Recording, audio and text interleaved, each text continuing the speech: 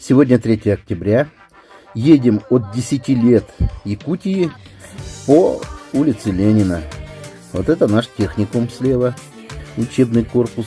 За ним здание, это общежитие техникума. Справа автомагазин. Еще раз справа практик, это строительный магазин.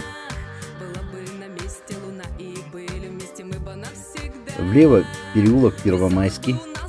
Когда дома 1 мая, то у мужика есть шанс свернуть налево. Опасный переулок. А вот сейчас справа химчистка. Правда, сейчас уже, наверное, не химчистка. Там был магазин интимных игрушек.